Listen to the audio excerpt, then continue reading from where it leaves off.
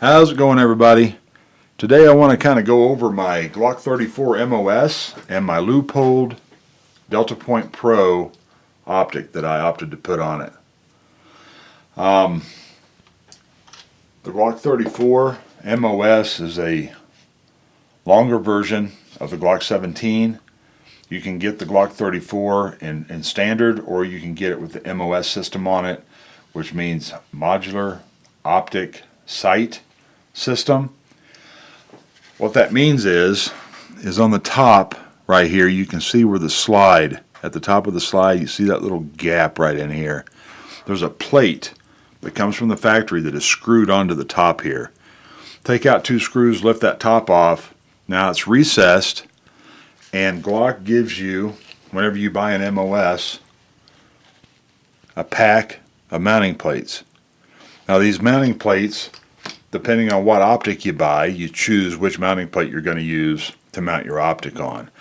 These mounting plates are are designed for the more popular optics on the market. I know it'll work with a Burris Fastfire, a Leupold Deltapoint, Trigicons, probably Vortex, but I'm not going to say that you're going to have one in there that's going to fit every single optic, on the market.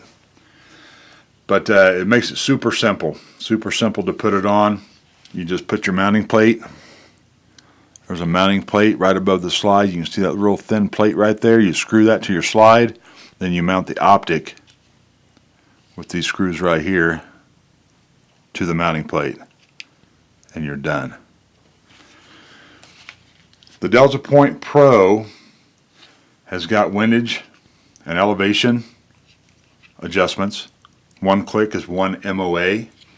It also has a slot where you can mount a iron sight that you can co-witness the sight with. Okay. Now the Deltapoint Pro is a little bit taller than like a Trigicon RMR. So I ordered a set of suppressor height sights, got them in, and the rear sight still was not tall enough to clear this. So Leupold makes a rear sight that will go right in that dovetail, and it will allow you to co-witness. Now I need to buy, I have it on order, a taller front sight to come up, and hopefully with the height of this and that taller front sight, it will be at least close if I need to use the iron sights to shoot with. Very simple to put on. You just want to loosen this screw here,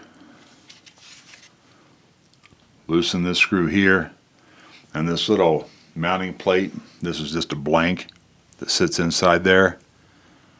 You can just slide that out, and then it opens it up, and you can put your sight right inside of it. Okay. I'm going to attempt to get you to see what the dot looks like. Try and put that dot right on that box right there.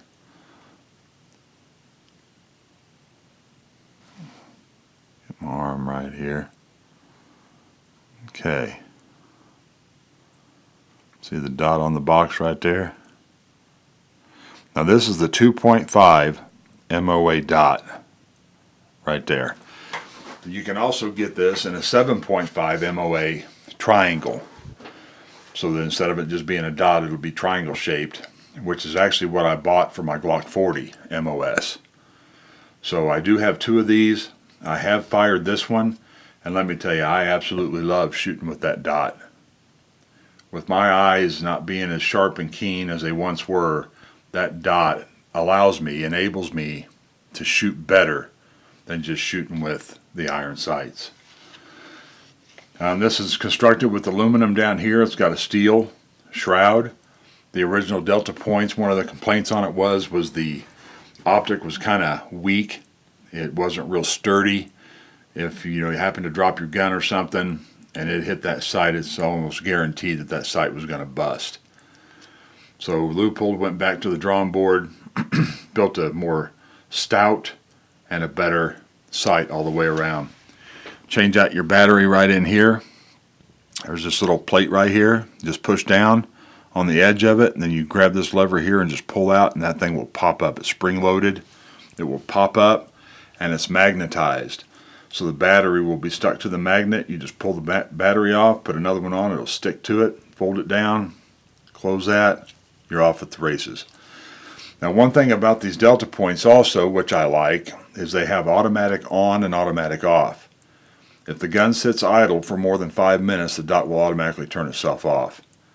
As soon as you pick up the gun and move it, the optic will turn itself back on, which I really like.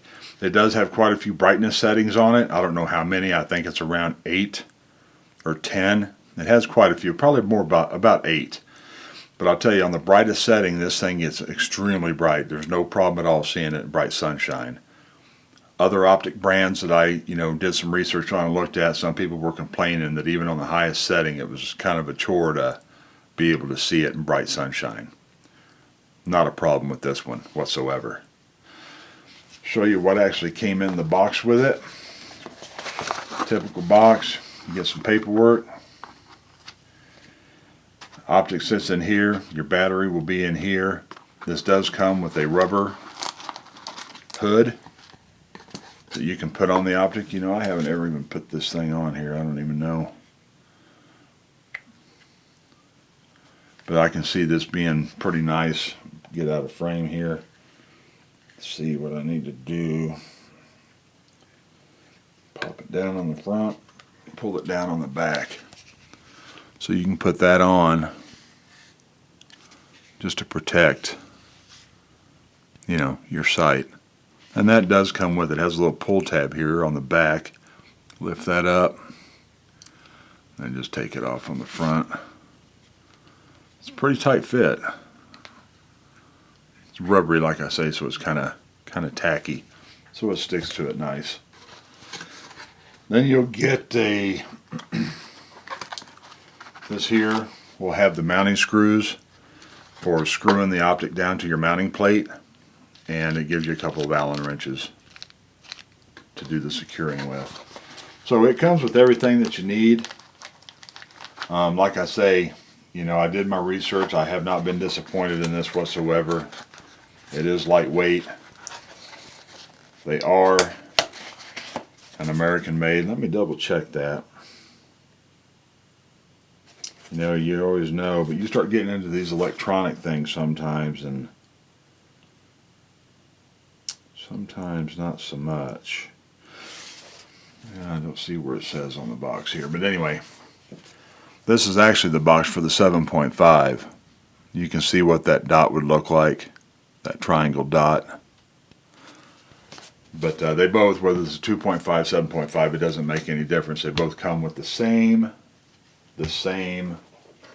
accessories in them. This 30. Wow. Huh. Was that not just sitting with this in there? Huh. This thing is a very, very sweet shooter. It's got great balance to it. With this optic on it and an empty magazine, it weighs 27.9 ounces.